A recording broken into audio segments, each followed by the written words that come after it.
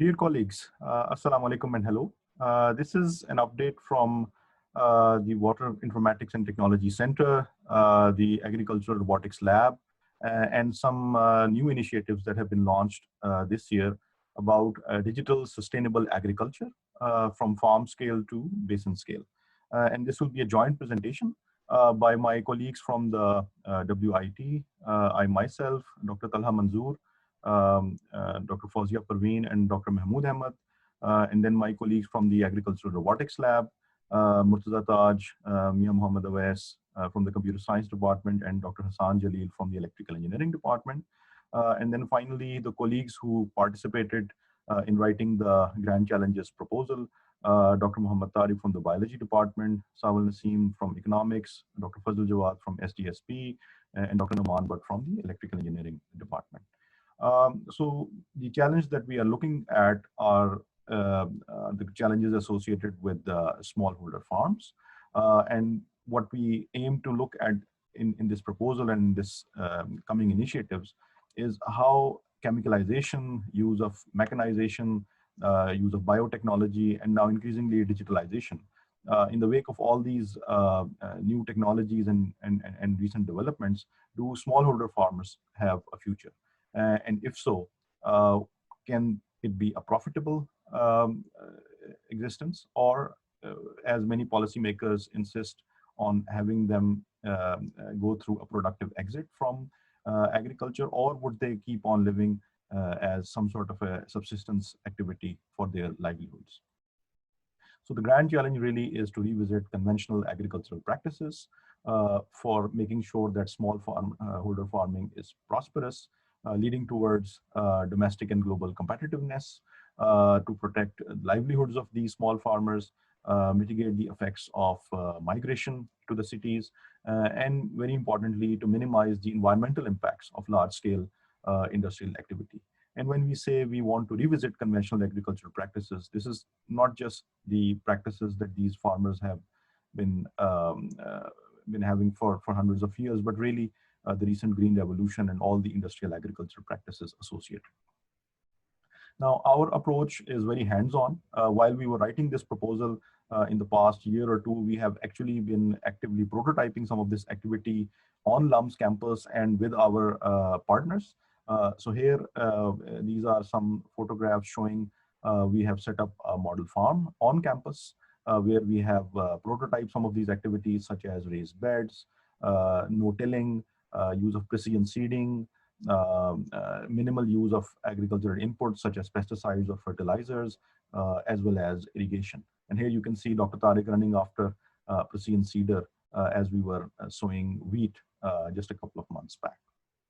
Our approach also involves helping these farmers who have been coming up with innovations regarding implants for precision seeding, for example, and these other practices that lead to agricultural sustainability, very different from mechanized farming at the large scale.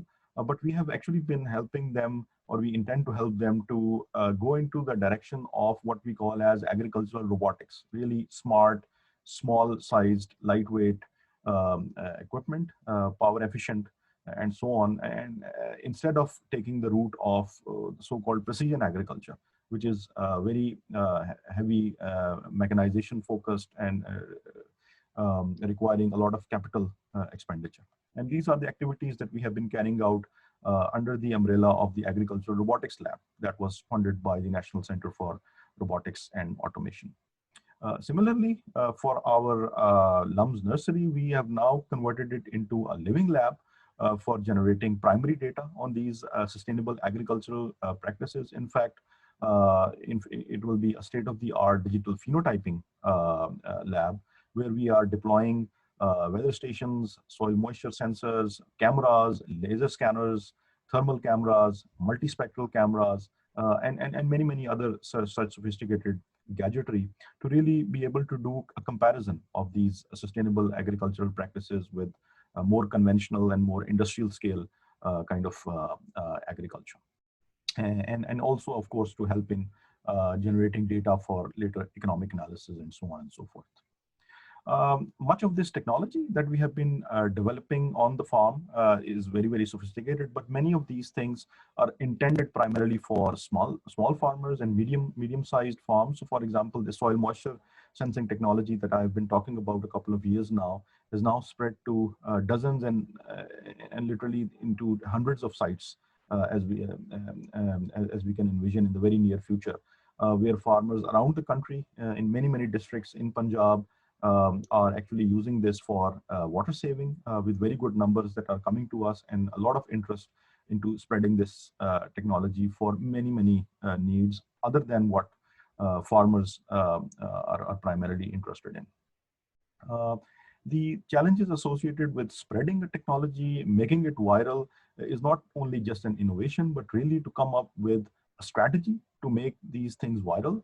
Also, a closer look at how these practices are now spreading, especially these sustainable agricultural practices. So our colleague Hassan Jalil is now developing a dynamical model in which he will be able to analyze and predict the long-term potential of these innovative kind of agricultural practices by using social network analysis and the use of multi-agent systems modeling. And this is also a very exciting part of our project. Similarly, our colleagues from economics and our resident agricultural economists, Dr. Mahmood Ahmed, for example, he has been looking very carefully, pioneering economic analysis of these sustainable intensification practices, where he's using these farm level primary data to do comparative analysis for productivity and profitability. And he has been generating some very exciting numbers on various crops and ensuring these innovative farmers that what they're doing on the field actually makes economic sense. Similarly, in another study that he is leading, he has been looking at carbon balance in dairy farms from the point of view of protecting these farmers from the effects of climate change. So a full cycle, life cycle analysis for feed input, milk production, manure management, biogas, and he has been using a couple of very sophisticated models and software developed by the FAO, where he was before joining us at LUMS. Now, as we move from very farm scale to catchment scale and basin scale, there are a couple of very exciting case studies where we have been involved in. For example, here, Dr. Talha Manzoor from WIT Center, he has conceived another grant, which is a local challenges fund, to look at the big challenges of small dams. And here we have looked at the case of Namal Dam near Miawali. This is next to an institute, the Namal Institute, where Dr. Talha Manzoor was before coming here. And we are looking at various aspects of, for example, coming up with a flood prediction system to prevent social conflict between farming communities and fisheries and upstream and downstream stakeholders, and also to protect communities. So a lot of sophisticated telemetry, hydrological modeling, and system identification has been going on within this project. So this study too has already been funded by LUMS and by WIT for the seed grant, and we hope to make it into a full-scale challenges fund in the coming future. Another example of catchment scale study where we continue to move into the direction of snowpack and flash flood monitoring in the Swat region. So this year, not only just we did snowpack monitoring, but we were also able to give advice to the district disaster management authorities on the recent floods in the Swat Valley. So this has been a very exciting development where using remote sensing technologies as well as using these IoT-like sensors and hydrological modeling, of course, we have been able to develop this kind of a capability once again to empower local communities. Now, going forward, a lot of emphasis and a lot of interest has been within the center and the lab on environmental monitoring, especially related to water, where in this collage of various projects, you can see, for example, an AI-based trash monitoring system has been developed by Dr. Murtaza Taj's group within the Agricultural Robotics Lab to look at plastic pollution. But on the other hand, Dr. Fawzia Parveen has been leading various projects related to microplastics and its interactions with bacteria as a study in environmental microbiology, and also working with the waste scavenging communities to look at how solid waste, for example, it gets into our water bodies, as well as ways to reduce plastic pollution.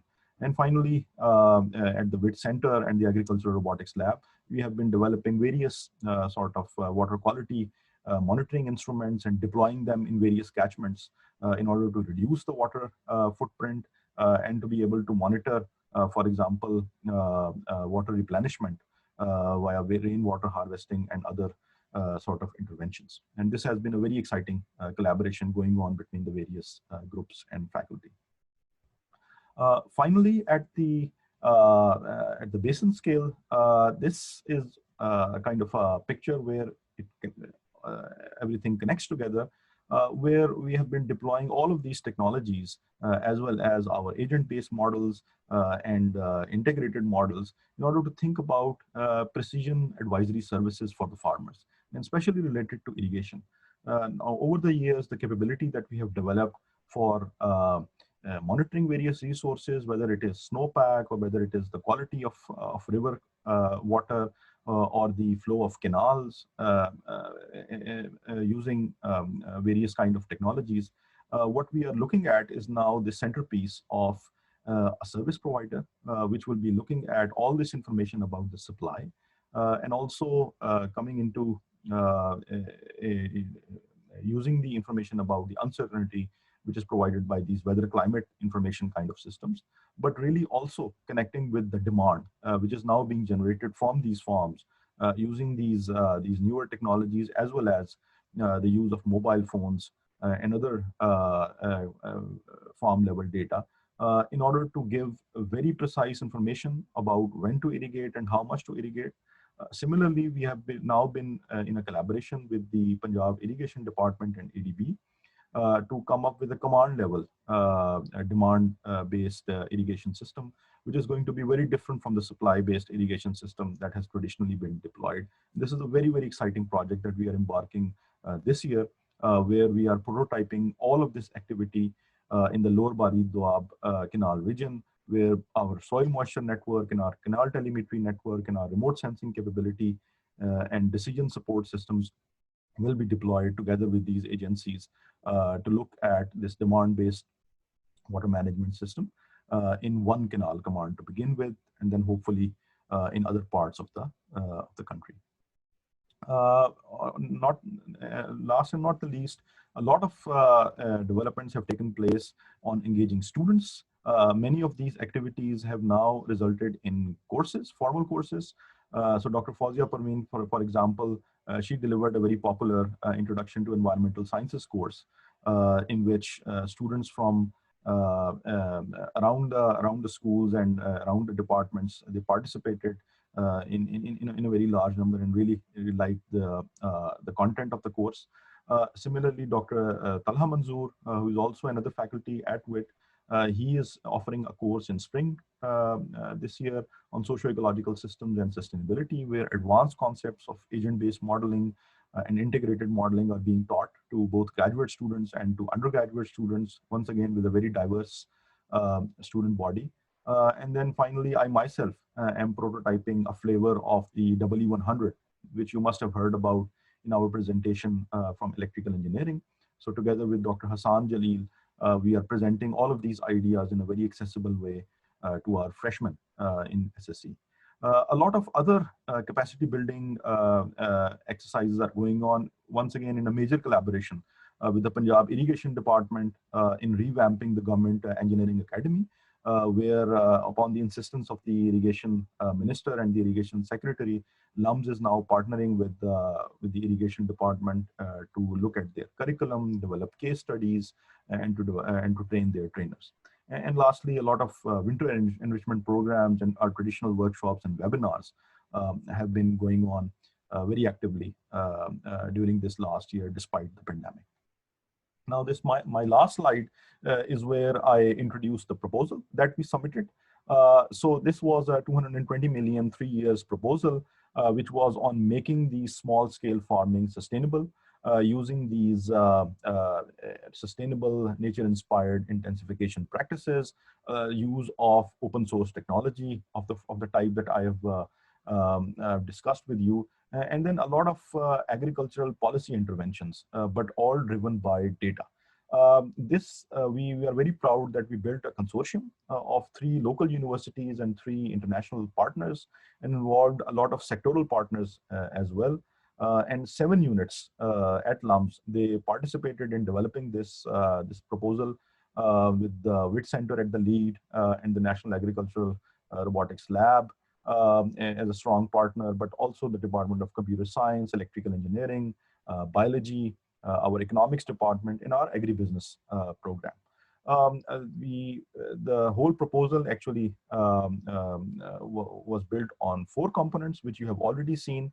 So a lot of process analysis, what happens on the farm, looking at farmer practices, and studying them deeply to generate primary data on these sustainable intensification practices.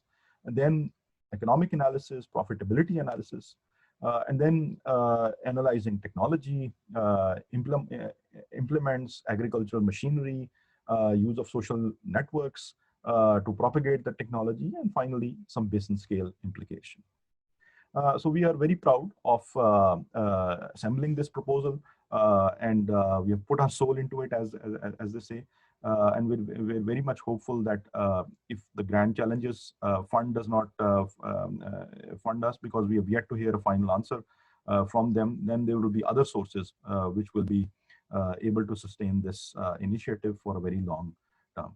So these are the major updates from my side and about this particular initiative.